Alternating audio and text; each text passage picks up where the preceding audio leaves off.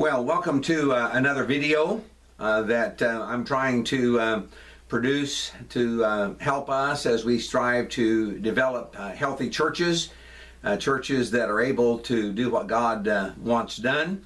Welcome to a new venue. I've attempted to set up a studio in my office so that it's not necessary to travel each time I'm ready to record videos.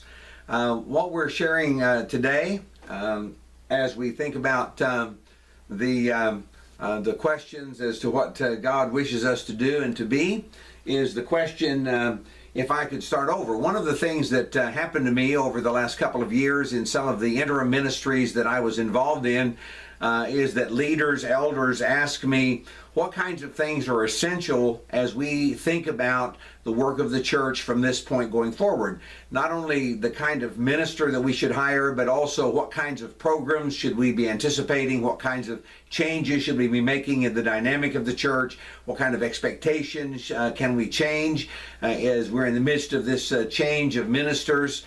And the result of that was a number of lessons that generally follow the theme, if I could start over. Fundamental concepts biblically, it seems to me, would have to do with how God sees the church. What is the biblical description of how God sees the church? What is God's plan for the church? What is God's eternal purpose for the church? And in another video, we'll look at those concepts from Ephesians chapters 1 through 3 especially. A little later on, we'll look at God's plan for the church beginning in Ephesians 4. But the second question is not only how God sees the church, but how the local church understands itself. And I would point you to 2 Corinthians chapters 1 through 7, Paul's description to the church at Corinth concerning their own identity, how they should understand themselves, the kinds of things that they have access to, who they are, the kinds of things that God is calling them to do and to know. And of course, then the question in every local church setting is, how do you integrate those two ideas? How do you integrate God's view of the church and the way the local church sees itself? And as you work with those two ideas together, do they somehow correspond one to another? Are those two ideas ways that we can do something biblical and yet do something practical? Integrating those two concepts as we anticipate the future of the church as it moves forward from whatever kind of ministry setting. Another concept that I will want to develop in another video is the importance of living by faith, a study of Romans chapters 4 and 5. But for this video, the question, how do we live out God's plan for the church?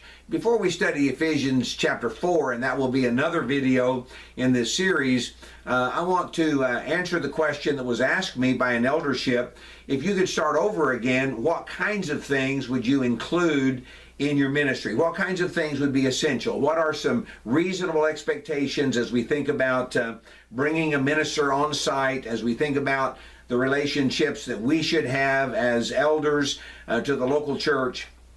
And so one of the things that I think is essential, one of the things that Jan and I always tried to do in our ministry settings, was to begin by establishing healthy relationships and to model healthy relationships in our relationships with all of the members of the church.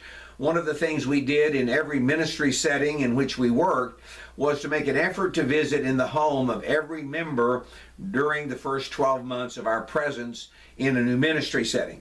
It required time, obviously, but in a church of 300 or 400 with perhaps 150 or 200 family units, to have a personal contact, to make a personal visit with 3 or 4 families each week was not really all that difficult. And I think that our ministry was much better as a result of establishing healthy relationships, having a knowledge of the particular situations and circumstances. It's not necessary that those visits be long, but it is important that we establish healthy relationships. And for every minister who begins in a new work, for every eldership who may not have a good handle on what's going on in the lives of all of their members, I would point to the need to establish healthy relationships and to model relationships that are healthy one with another.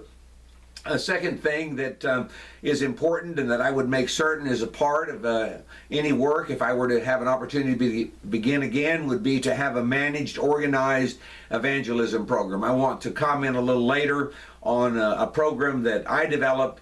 I call it 54321.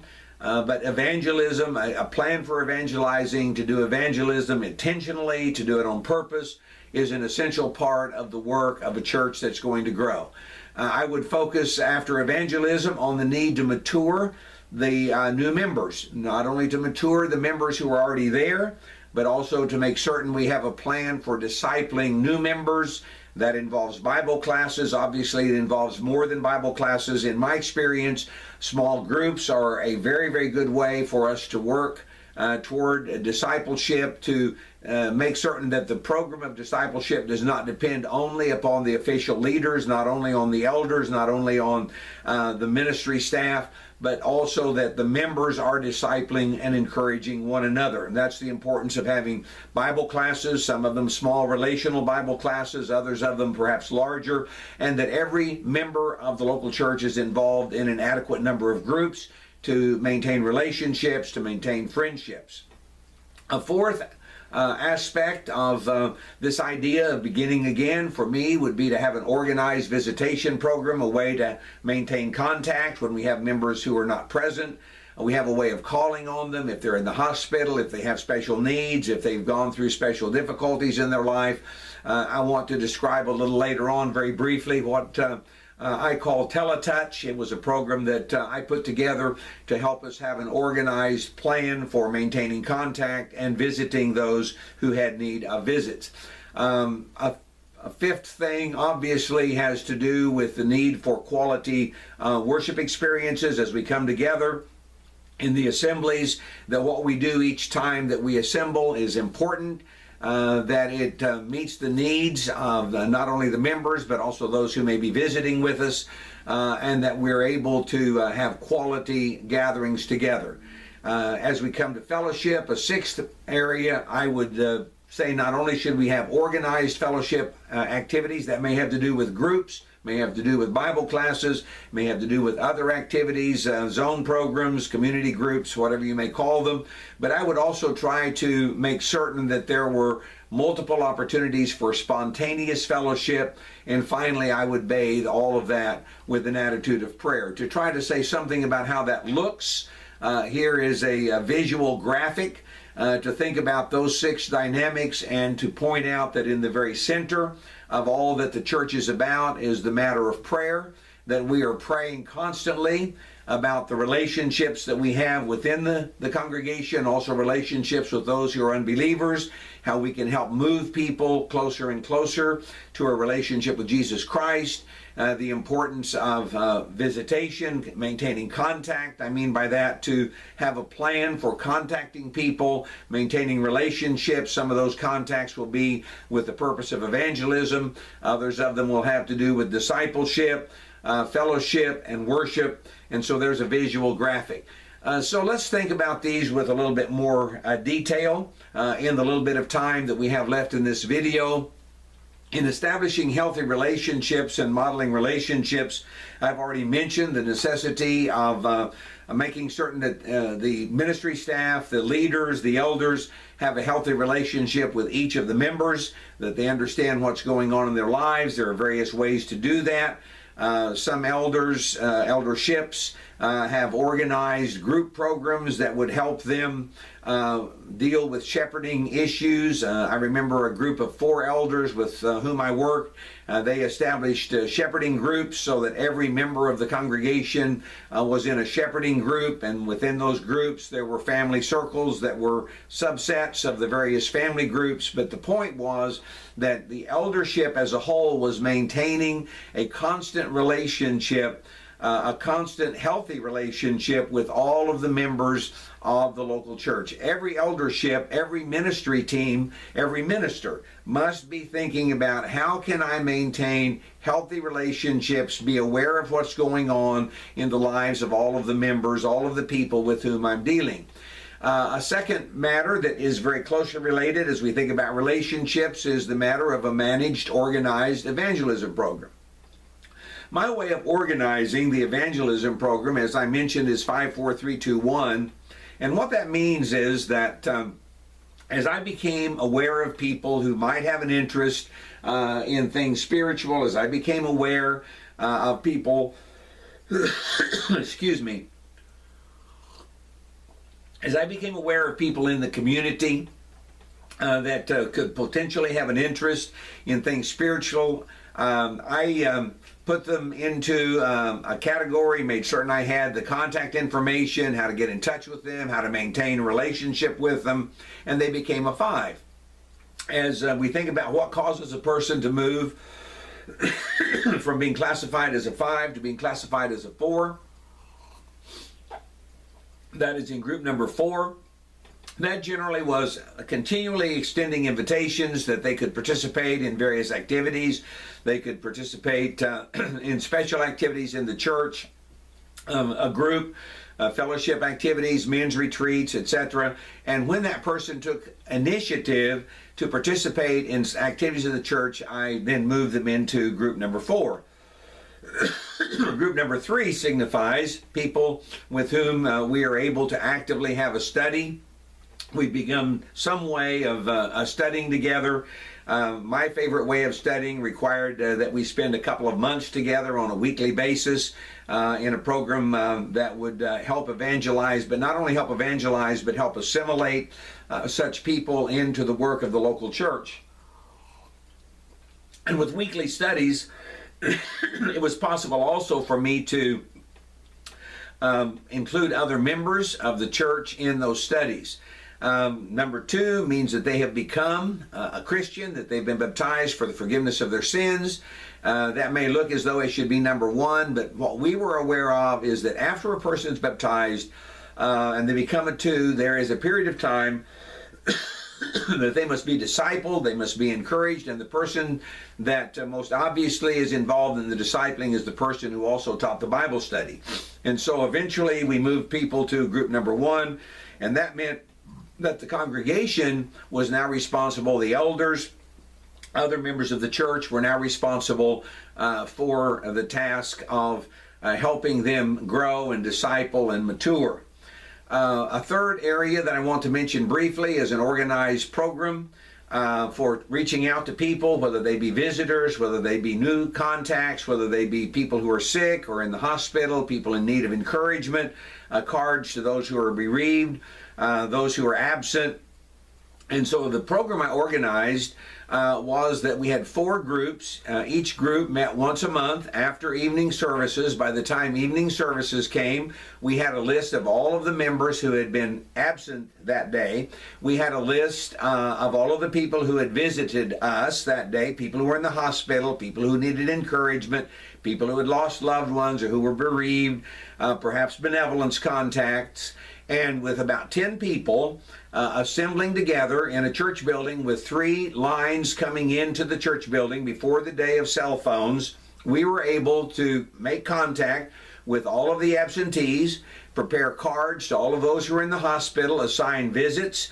The elders were involved in this. There was at least 1 elder each Sunday evening meeting with us to be involved in shepherding those who had been absent for a prolonged period of time.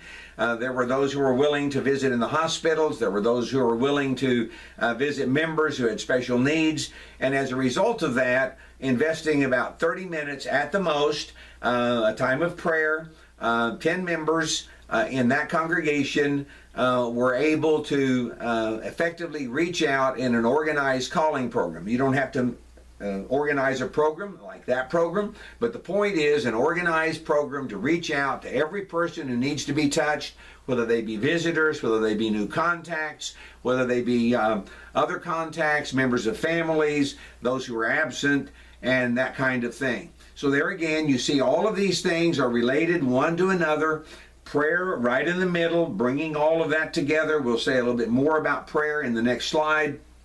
But all of these things work together. This is not a sequential list where you begin with relationships and then you move on to evangelism and calling programs. All of these things work together so that you have an integrated ministry system. Now, if none of these are in place, you're going to have to decide which ones are most important and invest the time and energy to put them together.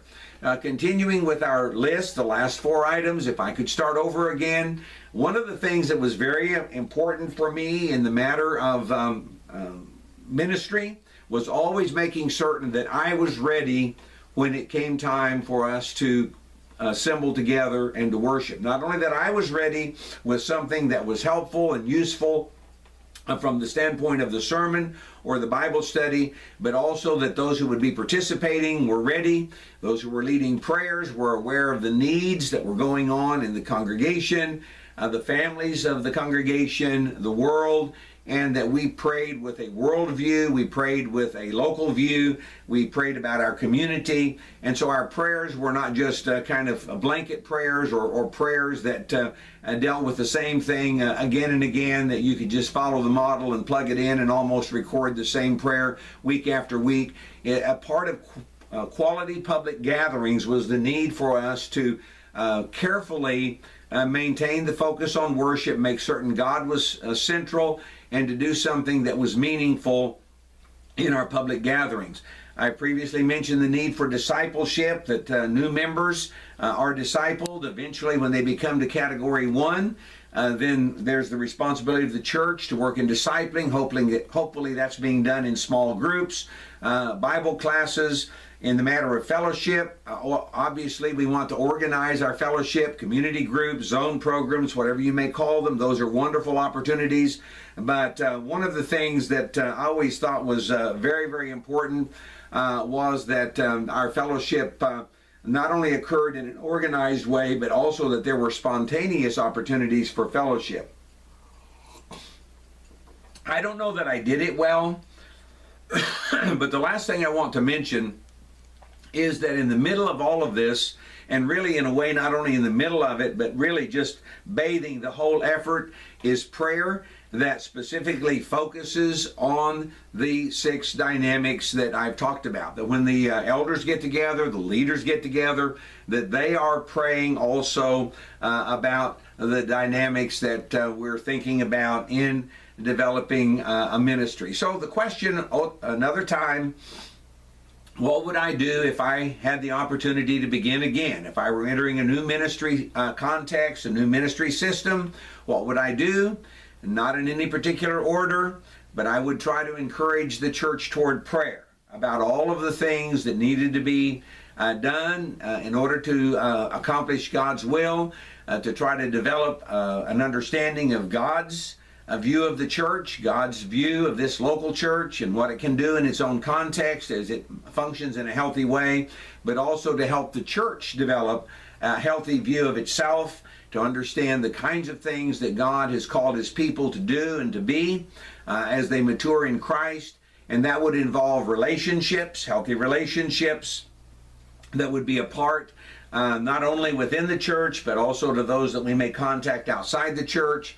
It would involve continuing contact with those kinds of people, whoever they might be in the community, people who are interested and people sometimes who are not interested, because we're always looking for prospects. Probably 95% of the work of evangelism has to do with finding prospects. One of the jobs of the church members was that they would help us identify prospects. They were involved in evangelism, not always by teaching, but sometimes by simply helping us surface those who were interested. So all of these dynamics work together: relationships, constant contact, evangelism, discipleship, fellowship, a quality worship experience, in order that God might be glorified in what we do together. So there's a brief summary of some of the things that I would consider important if I were to have the opportunity to begin again in a new ministry setting, in a new ministry context.